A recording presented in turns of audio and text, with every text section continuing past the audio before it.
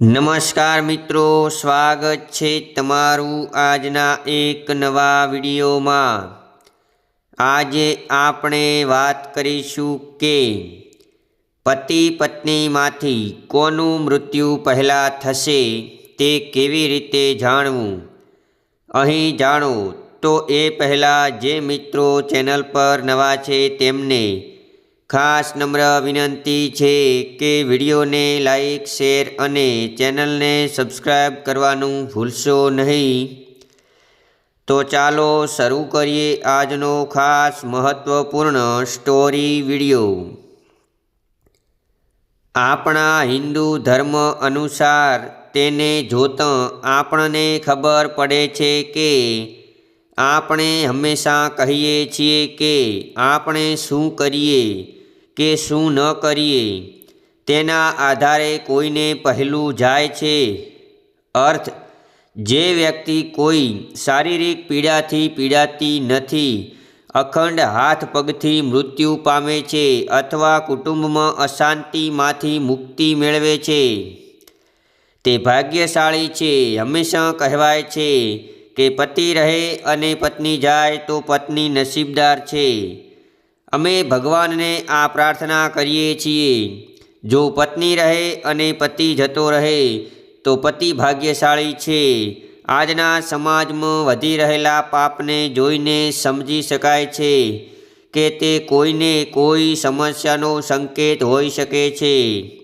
પાપનું સમર્થન હોય તો ધર્મ તરફથી સજા મળે છે। જો પાપને સમર્થન ન મળે તો પાપી લોકો આપણને ઘણી રીતે મુશ્કેલીમાં મૂકી શકે છે। આજે અમે તમને જણાવીશું કે કેવી રીતે જાણી શકાય કે પત્ની કે પતિનું મૃત્યુ પહેલાં થશે। એક લોકવાયકા છે જે મુજબ આ જાણી શકાય છે। અક્ષરના 2 ગુણ છે। દાસ ગુણ, નામમાં જ ક્ષમતા હોવી જોઈએ। 3 દ્વારા હરી, આન જીવ બચાવવા માટે મરો। જો શૂન્ય હોય તો પેટી ભરી જાય છે, જો 2 હોય તો છોકરી મરી જાય છે। અમે તમને તેનો અર્થ જણાવીશું કે તેની ગણતરી કેવી રીતે કરવી તે પણ જણાવીશું। જો પતિનું નામ ભગવાન હોય તો તેમાં અક્ષરોની સંખ્યા 4 છે। પત્નીનું નામ ચાંદ, અક્ષરોની સંખ્યા 2, કુલ નંબર 6। જો તે ઉમેરવામાં આવે તો 6 + 6 = 12 થાય છે।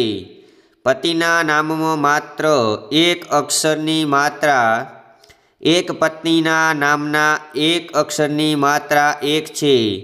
કુલ નંબર 2। જો તેનો ગુણાકાર કરવામાં આવે તો 2 × 4 = 8। બંને અક્ષરો 12 + 8 = 20 બમણા થાય। તેને 3 વડે ભાગવાથી 20/3 = ભાગ 6 અને શેષ 2 મળે છે। તો પત્નીનું મૃત્યુ પહેલાં થાય છે। તો મિત્રો, આ વિડીયો જો તમને ગમ્યો હોય તો વિડીયોને લાઈક, શેર અને સબસ્ક્રાઈબ કરવાનું ભૂલશો નહીં।